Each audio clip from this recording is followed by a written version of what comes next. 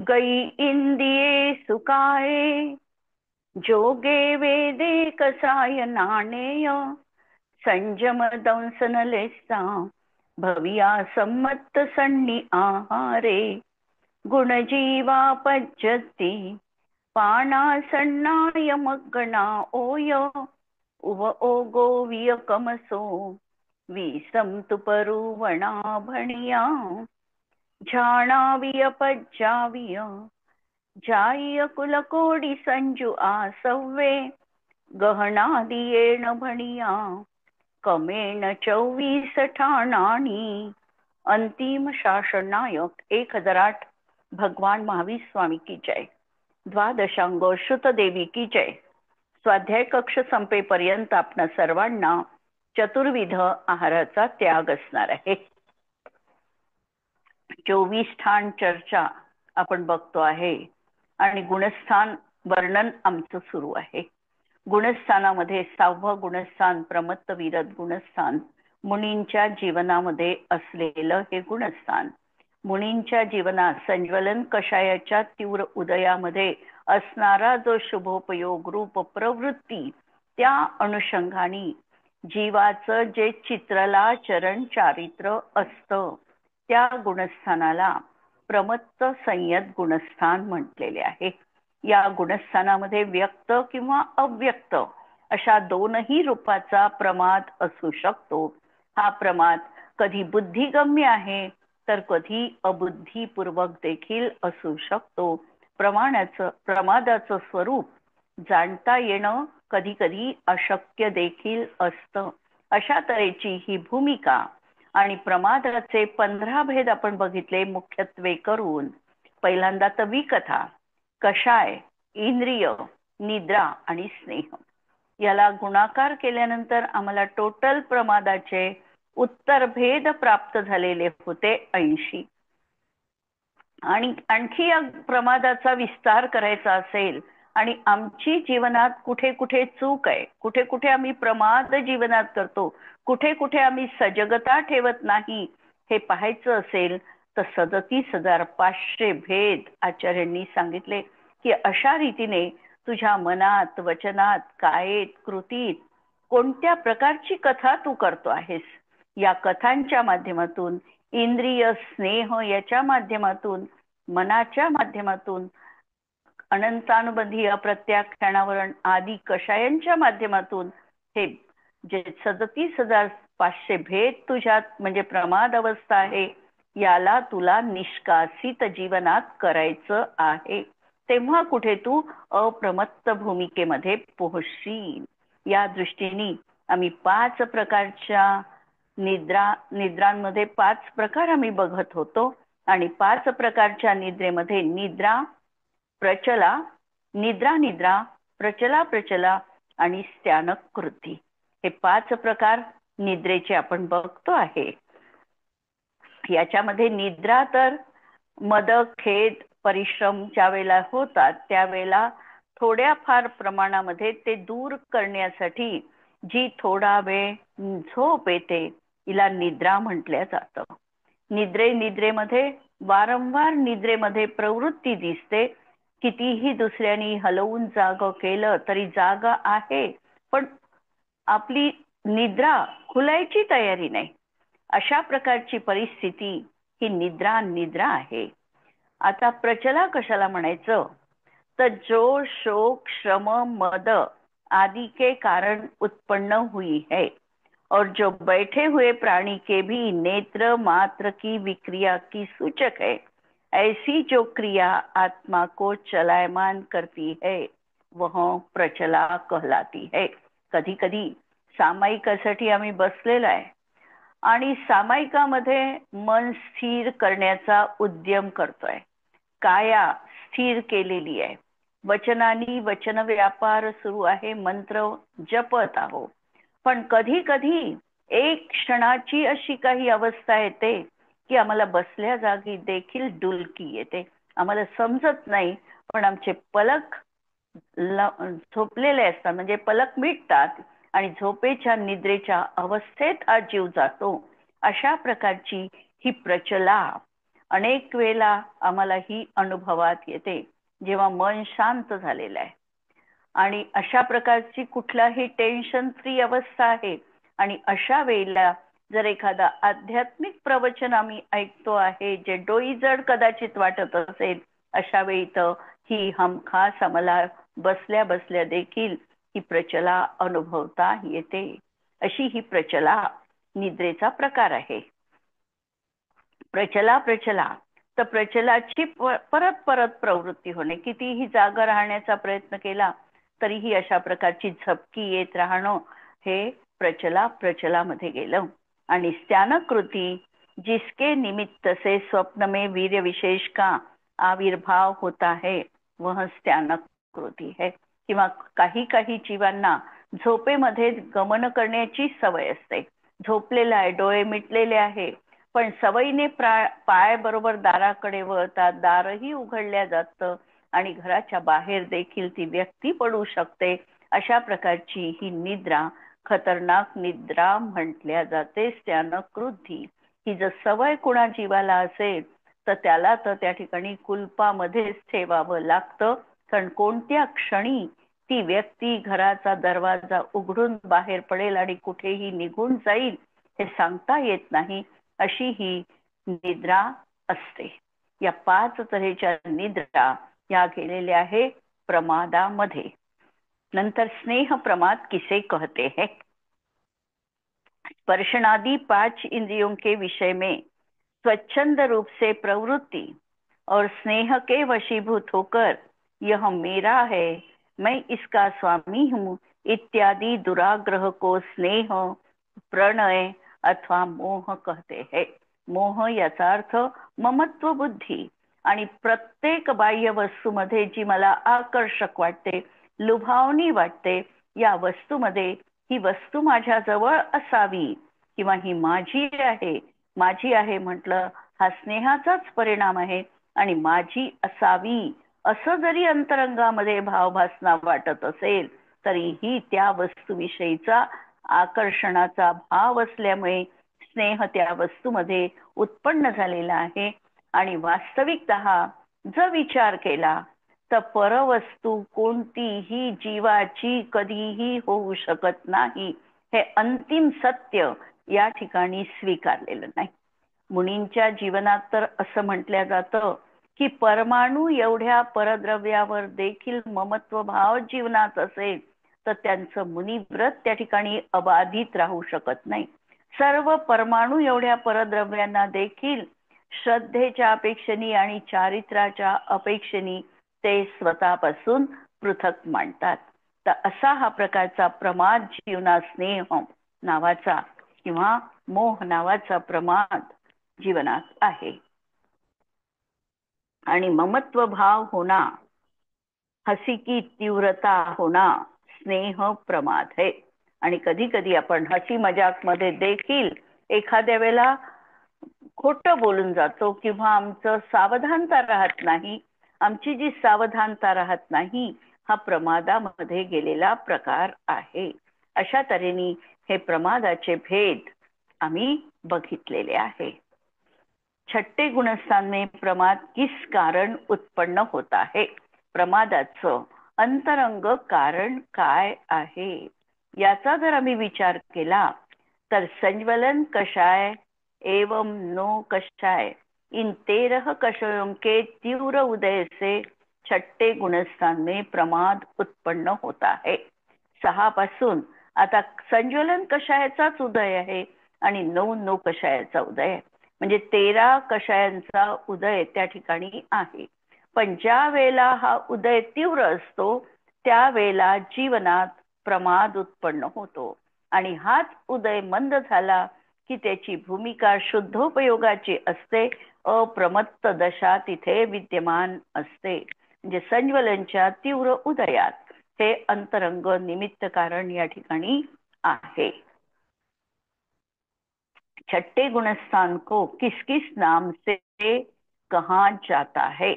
छठे गुणस्थान मध्ये प्रमत्त संयत म्हणा किंवा प्रमत्त विरत म्हणा. आता प्रश्न विचारला दोन्ही शब्दाचा समान अर्थ आहे का बा. प्रमत्त संयत आणि प्रमत्त विरत तसा पाहिला तर दोहोंचाही अर्थ समान आहे. पण विरती हा शब्द आणि संयम हा शब्द दोन मध्ये जर आम्ही अंतर करायचं म्हटलं तर आम्हाला अंतर देखील प्रतिभासित होतं. जेव्हा आम्ही नयविवक्षा शिकतो किंवा नयाची आम्ही सांगतो नय आहे, शब्द नय आहे, अर्थ नय आहे, नयगम नय आहे, त्यावेळेला शब्द नयाचं स्वरूप सांगताना सांगितलं जातं की या जगामध्ये कोणत्याही वस्तूला समानार्थी शब्द नाही. आम्ही समानार्थी शब्द लिहा म्हणून हेडिंग पण देतो की याला हा समान अर्थाचा शब्द आहे, पण शब्द नाही हे सांगतो की जिथे शब्दभेद आहे तिथे अर्थभेद असलाच पाहिजे. काही ना काही वेगळ्या प्रकारचा अर्थ त्या ठिकाणी असणार आहे. एकच शब्द, पण तो एकच शब्द समानार्थी म्हणजे त्याच्याशी टॅली करून आम्ही त्याला समानार्थी दुसरा शब्द जगामध्ये देऊ शकत नाही. निदान संस्कृत मध्ये देखील शब्दांची एवढी वैविध्यता आहे की प्रत्येकासाठी शब्दप्रयोग जर करायचा असेल तर तो वेगळा करावा लागतो. जसं आम्ही महाराजांसाठी जर ते भोजन करतात आहे तर महाराजांसाठी भोजन हा शब्द आम्ही कधीही यूज करणार नाही. श्रावकांसाठी भोजन म्हणू, सामान्य मनुष्यांसाठी भोजन हा शब्द वापरू, परंतु महाराजांसाठी जर शब्द प्रयोग करायचा असेल तर त्यांच्यासाठी विशिष्ट आहार हा शब्द प्रयोग आम्हाला करावा लागतो. आता आहार शब्दाला जर समानार्थी शब्द सांगा म्हटलं तर समानार्थी शब्द नाही, आणि तसही शब्दभेद आहे तिथे अर्थभेद असतोच असतो. आणि म्हणून या ठिकाणी प्रमत्त संयत आणि प्रमत्त विरत हे दोन शब्द आहे. वास्तविकतः दोहोंचाही वाच्य बघितला तर त्याचं 6वं गुणस्थान हेच वाच्य असणार आहे. पण जिथे शब्दभेद आहे तिथे अर्थभेद आहे, या दृष्टीने त्याच्यामध्ये फरक देखील आहे. प्रमत्त संयत का अर्थ, प्रमत्त का अर्थ दोनों स्थानों पर एक सा है, कारण दोन्ही ठिकाणी प्रमत्त शब्द आहे. प्रमत्त याचा अर्थ दोन्ही ठिकाणी प्रमाद हा लावायचा आहे. लेकिन संयत का अर्थ समितियों के साथ अनुव्रत और महाव्रतों का पालन करना है, और विरत का अर्थ समितियों के बिना ही महाव्रत आदि का पालन करना है. म्हणजे हा संयत शब्द आला, संयत शब्द जो आलेला आहे हा संयम आणि असंयम या दृष्टीतून आलाय. संयम किती प्रकारचा म्हटलं तर त्या ठिकाणी संयम सांगताना किती संयम लावू शकतो आम्ही, षटकायिक जीवाची हिंसा न करणं आणि 5 इंद्रिय आणि मनाच्या विषयांमध्ये प्रवृत्ती नसणं, अशा प्रकारचा संयम त्या ठिकाणी आहे हे सांगितलं जातं. किंवा समितीपूर्वक कार्य करणं हा संयत साठी शब्द वापरला जातो. संयत आहे, संयत आहे याचा अर्थ त्याची प्रत्येक क्रिया समीचीनतापूर्वक आहे. बोलण्यामधला संयम आहे, चालण्यामधला संयम आहे, म्हणून त्यासाठी संयत हा शब्द प्रयुक्त केला जातो. आणि जेथे विरत म्हटल्या जातो, विरतचा शब्द हा व्रतासाठी आलेला आहे, व्रतासाठी आलेला आहे. याचा अर्थ त्या ठिकाणी तो जीव अनुव्रत किंवा महाव्रतांचं पालन करतो आहे. तेव्हा विरत हा शब्द एक देश विरत किंवा सकल विरत, सकल संयमी अशा प्रकारचा विरत शब्द हा तिथे येतो आणि म्हणून त्याच्या अर्थामध्ये किंचित फरक पडतो. अशा तऱ्हेने दोन शब्दाच्या अर्थामध्ये फरक करता येतो. संयम शब्द निवृत्ती रूप है आणि विरती प्रवृत्ती रूप होती है. विरती याचा अर्थ व्रत, व्रत याचा अर्थ अहिंसा, सत्य, अचौर्य याला व्रत म्हटलेले आहे. आणि संयम याचा अर्थ सम याचा अर्थ आहे समीचीन रीतीने, यम याचा अर्थ आहे नियम पाळणे, समीचीन रीतीने नियम पाळणे याचा अर्थ आत्मसावधानता असणे, स्वतः आत्मा आत्म्यामध्ये लीन असणं. म्हणजे शब्दभेद आहे, इथे लीनतेला प्रधानता आहे, इथे निवृत्तीला प्रधानता आहे आणि दुसऱ्या शब्दात प्रवृत्तीला प्रधानता आहे. दोन्ही व्यवस्था अशा तऱ्हेने लक्षात घ्याव्या लागतात. पुढचा प्रश्न, यदि छठे गुणस्थान वर्ती प्रमत्त है तो संयत नहीं हो सकते क्योंकि उनको अपने स्वरूप का संवेदन नहीं हो सकता. यदि वे संयत है तो प्रमत्त नहीं हो सकते क्योंकि संयत भाव प्रमाद के अभाव रूप होता है. प्रश्न उपस्थित केला, जर तुम्ही प्रमत्त संयत प्रमत्त आहे तर तो नाही, कारण त्याला आपल्या स्वभावाचं स्वसंवेदन होणार नाही. आणि जर तो संयत आहे तर तो प्रमत्त असू शकत नाही. संयत आहे म्हणजे स्वतःमध्ये स्थित आहे तर त्याला प्रमाद असणार नाही. अशा तऱ्हेने शंकाकाराने प्रश्न विचारलेला आहे. यह कोई दोष नहीं है क्योंकि हिंसा, झूठ, चोरी, कुशील और परिग्रह इन 5 पापों से विरति भाव को संयम कहते हैं और जो 3 गुप्ती और 5 समितियों से अनुरक्षित है वह संयम वास्तव में प्रमाद से नष्ट नहीं किया जा सकता क्योंकि प्रमाद से संयत में केवल मल की उत्पत्ति होती है. प्रमाद आहे म्हणून संयम खंडित होऊ शकत नाही. संज्वलनच्या तीव्र उदयामध्ये कोणत्याही जीवाचं असं म्हणता येत नाही. महाव्रतामध्ये किंचित समलता आली आहे, तो शुभोपयोगामध्ये आलेला आहे, पण महाव्रत त्याचे खंडित झाले नाही. आणि म्हणून असं म्हटलं जातं की मुनी आहार करत असताना सुद्धा अंतरंगामध्ये अनंतानुबंधी अप्रत्याख्यानावरण आणि प्रत्याख्यानावरण या 12 कषायांच्या अनुदयात होणारा जो संवर निर्जरेचा परिणाम आहे तो जीवनात विद्यमान आहे. आणि तोच जीव 4थ्या गुणस्थानवरती आहे. तो सामायिकामध्ये लीन झालेला आहे आणि तरी देखील त्याच्या जीवनात फक्त अनंतानुबंधी जनित परिणाम नाही बाकी आहे. म्हणजे त्याला संवर आणि निर्जरा या आहार करणाऱ्या मुनींपेक्षाही कमी प्रमाणात आहे. म्हणून या दोहोंची तुलना आम्हाला अशा रीतीने करता येत नाही. बाह्य प्रवृत्तीवरून ही क्रिया अशी आहे असं खात्रीपूर्वक आम्ही म्हणू शकत नाही, कारण हा सामायिकात आहे. सामायिकात असताना सुद्धा त्याला फक्त 41 प्रकृतींचा संवर आणि निर्जर आहे आणि याला मात्र 41 प्रकृतींची शिवाय 10 आणि 4 अशा प्रकृतींची आणखी 14 वाढल्या अशा प्रकृतीचा संवर आणि निर्जरा सुरू आहे.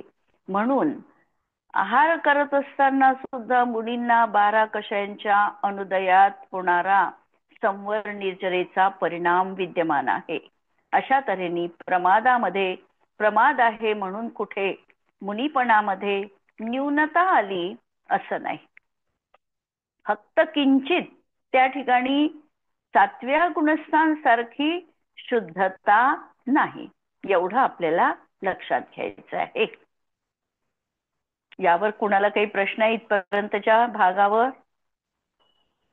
कारण परिणामांची तरतमता आपल्याला लक्षात घ्यायची आहे या 6व्या गुणस्थानात. ठीक आहे, इथपर्यंत प्रश्न नाही असं मी गृहीत धरते. प्रश्न 17वा, ऐसा ही सूक्ष्म प्रमाद यहाँ विवक्षित है, यह कैसे जाना? छठे गुणस्थान में संयम का विनाश न होना अन्यथा नहीं बन सकता. 6व्या गुणस्थानात आहे आणि संयम त्याचा नष्ट झाला, असंयमी तो बनला असं संभवू शकत नाही. ज्या अर्थी 12 कषायांचा अनुदय अंतरंगात आहे त्या अर्थी बाह्यतः मुनिवेश त्यांच्या जीवनात अवश्यपणे असलाच पाहिजे. असाच यांच्यामध्ये निमित्त नैमित्तिक संबंध आहे. 12 कषायांचा अनुदय अंतरंगामध्ये आहे आणि तो सवस्त्र आहे ही पॉसिबिलिटी इथे नाही. आणि म्हणून 6व्या गुणस्थानातला जो संयम आहे, हा संयम से विनाश का न होना दुसऱ्या प्रकारे बनत नाही. म्हणजे ते फक्त शुभोपयोगाच्या भूमिकेत येतील. कदाचित देवदर्शनाचा भाव असेल, कदाचित आहारकृतीधारी मुनी असेल, तर एखाद्या अकृत्रिम चैत्यालयाची वंदना करण्याचा भाव येईल. कदाचित शंका आली तर शंका निरसनाचा भाव येईल. असाच प्रकारचा सूक्ष्म प्रमाद त्यांच्या जीवनात असणार आहे. किंवा सर्वसामान्य जे लोक आहे यांच्यासाठी आज आम्हाला जे ज्ञात आहे ती लिपिबद्ध करू द्या, हा प्रमाद त्यांच्या जीवनात राहील. अशा तऱ्हेने संयमाला बाधक असणारा परिणाम जीवनात असणार नाही. म्हणून वहा होने वाला स्वल्प कालवर्ती मंदतम प्रमाद संयम का नाश भी नहीं करता, क्योंकि सकल संयम का उत्कट रूप से प्रतिबंध करने वाले प्रत्याख्यानावरण के अभाव में संयम का नाश नहीं पाया जाता. जर प्रत्याख्यानाचा उदय आला तर मात्र त्यांचं मुनींचं चारित्र्य राहणार नाही, ते श्रावकांच्या भूमिकेत येतील. म्हणजे 5व्या गुणस्थानवर्तीच्या भूमिकेत येईल. आणि परत जर त्यांचा अप्रत्याख्यानावरणाचाही उदय आला तर त्यांचं 4थं गुणस्थान त्या ठिकाणी होईल. बाह्यतः मुनी राहतील, पण 12 कषायांचा अनुदय सुरू आहे आणि अशा प्रकारे संयमाचा विघात झाला असं मात्र कदापिही घडू शकत नाही. प्रमत्त संयत को चित्रला चरण वाला क्यों कहा गया है? 6ठे गुणस्थान में सकल चारित्रपणा या महाव्रतपणा अपने से नीचे वाले देश संयम की अपेक्षा जानना चाहिए, अपने से ऊपर गुणस्थान की अपेक्षा नहीं. इसीलिए प्रमत्त संयत को चित्रला चरण कहा गया है. म्हणजे 7व्या गुणस्थानाच्या अपेक्षेने 6वं गुणस्थान पाहू नका.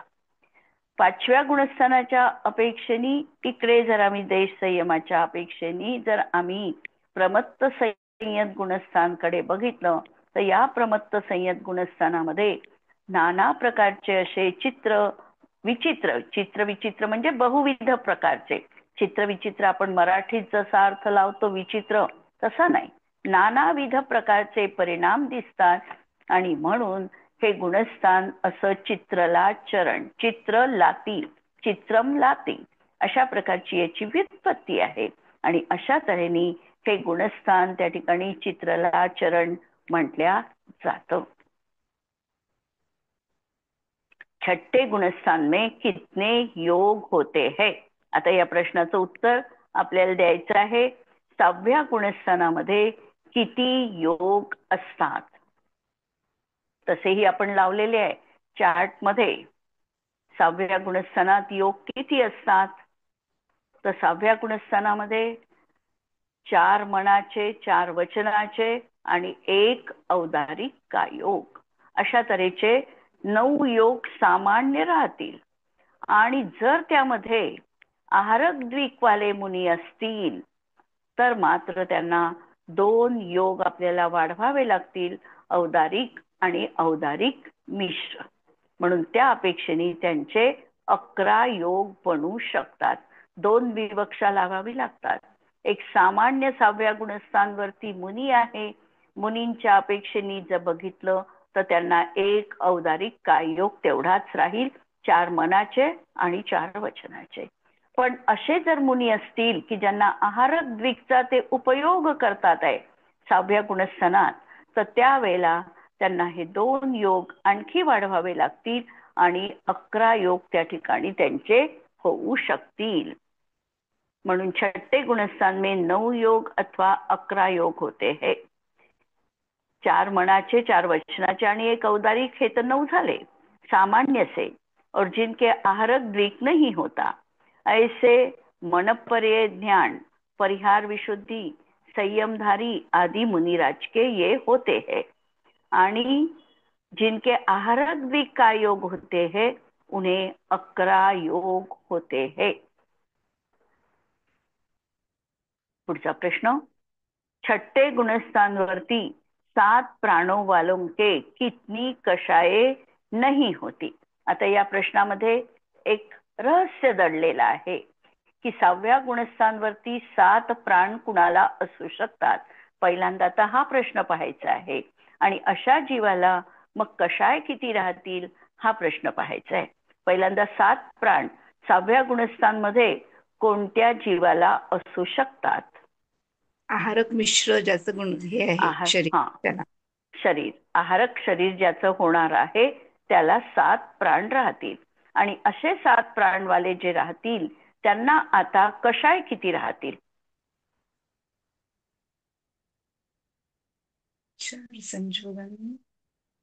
4 संज्वलनचे आणि हा, नौकशाहीमधले 2 वेद कमी. 2 वेद कमी म्हणजे किती झाले? 7. 7. 7 आणि 4 7 11. आणि 4 11. 11. 11 तर त्यांना किती कषाय? 11 कषाय राहतील. 14 कषाय त्यांना राहणार नाही. 11 राहतील, 14 राहणार नाही. 25 कषाय आहे म्हणून या ठिकाणी 11 कषाय राहतील आणि 14 कषाय त्यांना राहणार नाही. कोणते राहणार नाही? 4 अनंतानुबंधी, 4 अप्रत्याख्यानावरण, 4 प्रत्याख्यानावरण आणि स्त्रीवेद आणि नपुंसक वेद. नपुंसक वेद. एकदम करेक्ट उत्तर आहे. तर अशा प्रकारे त्यांना 11 कषाय राहतील कारण त्यांना 2 वेद असणार नाही. पुढचा प्रश्न, 6ठे गुणस्थानवरती त्रिवेदी के संयम मार्गणा में कितने भेद नहीं हो सकते? 6व्या गुणस्थानवरती स्त्रीवेदी आहे आणि संयम मार्गणा पाहायची आहे. पहिल्यांदा तर स्त्रीवेदी आहे म्हणजे त्यांना संयम किती राहतील ते पाहावं लागेल आणि अशा त्यांच्या संयमामध्ये काय राहणार नाही. आता 2 संयम राहील, सामायिक आणि हा, छेदोपस्थापना. परिहार विशुद्धी छेदोपस्थापना नाही राहणार. राहतील. हा, परिहार विशुद्धी राहणार नाही आणि बाकीचे तर राहणारच नाही. सूक्ष्म संप्रदाय, यथाख्यात, संयमासंयम आणि असंयम म्हणजे कोणते 2 राहतील? फक्त सामायिक आणि छेदोपस्थापना हे 2च संयम त्यांना राहू शकतात. परिहार विशुद्धी संयमी ते बनवू शकत नाही कारण हे संयम पुरुष वेदवाल्यांनाच संभवनीय आहे. बाकीचे गुणस्थान वेगवेगळे आहे त्यामुळे 6व्या गुणस्थानाचा या बाकीच्या संयमाशी संबंध नाही. पुढचा, 6ठे गुणस्थानवरती भय संज्ञा वालों के कितने प्राण होते हैं? 6व्या गुणस्थानात भय संज्ञा,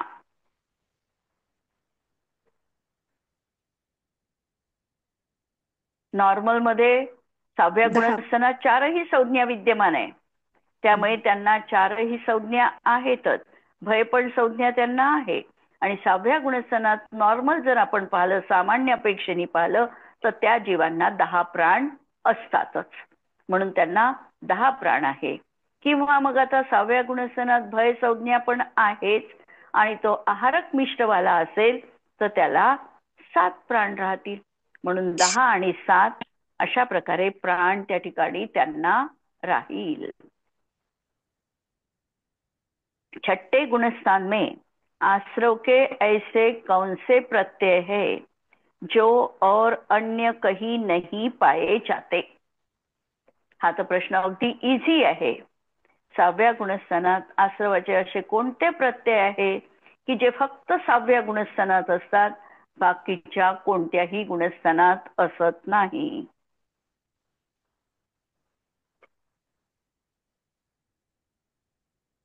आहारक द्विक, कारण आहारक द्विक असे प्रत्यय आहे की हे 6व्याच गुणस्थानात याचा उदय आहे, बाकीच्या कोणत्याही गुणस्थानात याचा उदय असत नाही, है ना? बरोबर. 6ठे गुणस्थान में आश्रव के प्रत्ययों का विवेचन किस प्रकार करना चाहिए? 6व्या गुणस्थानामध्ये आश्रवाचं विवेचन कोणत्या पद्धतीने आम्ही करू शकतो? कोणत्या पद्धतीने करू शकतो? 6व्या गुणस्थानात आश्रवाचं विश्लेषण. आश्रव किती प्रकारचे राहतील? योगाचे राहतील योगाचे राहतील, आणि कषाय. कषायांचे राहतील हा योग आणि कषाय राहतील.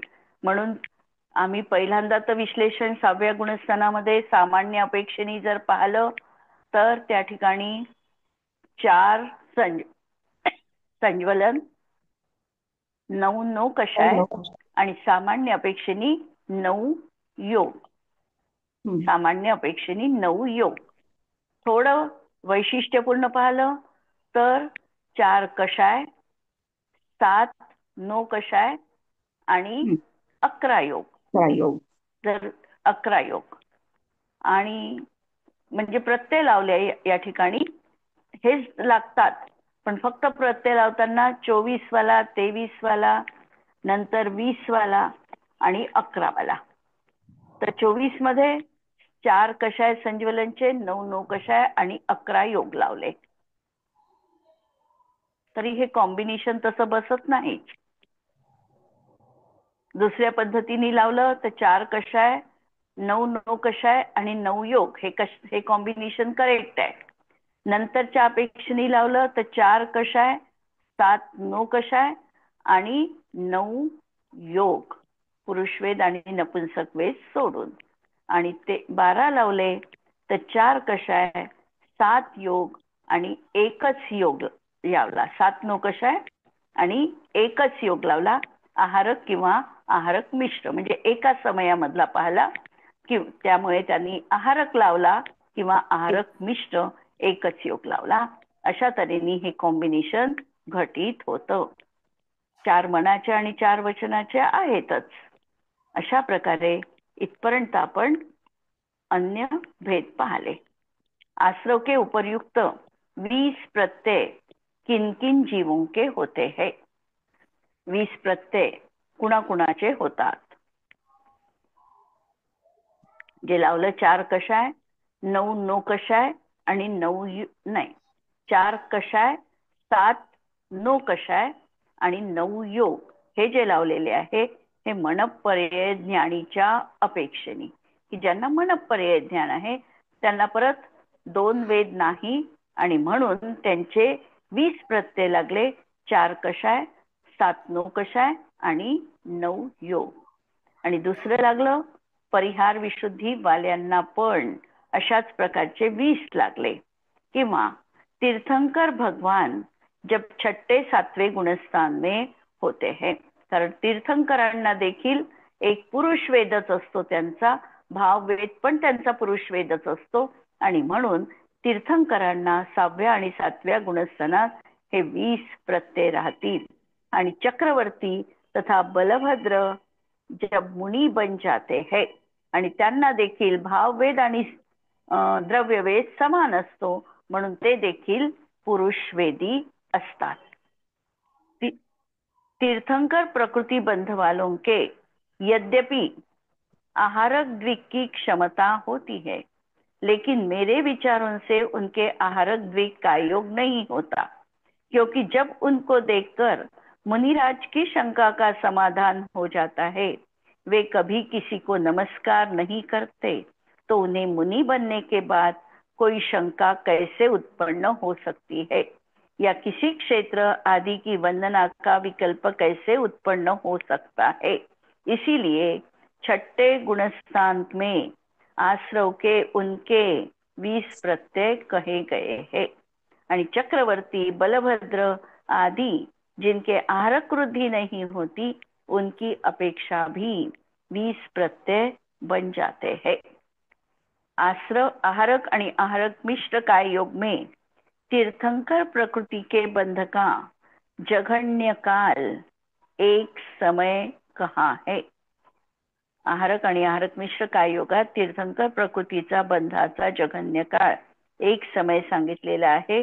इनके आश्रव के प्रत्यय यथा योग्य जानना चाहिए.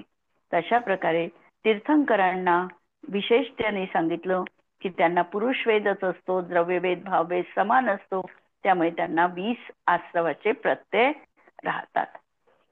आज आपण इथे थांबूया. उद्याला आपण अप्रमत्त संयत गुणस्थान पाहणार आहोत.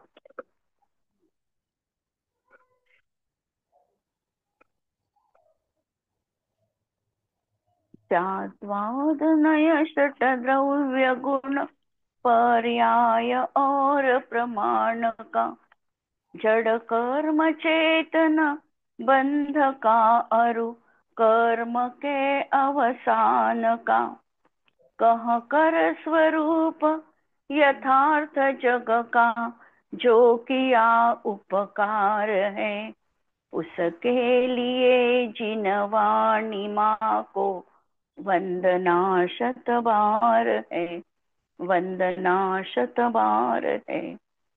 नमो अरिहंताणम नमो सिद्धाणम नमो आयर्याणम नमो उवज्झायाणम नमो लोए सव्वसाहुणम।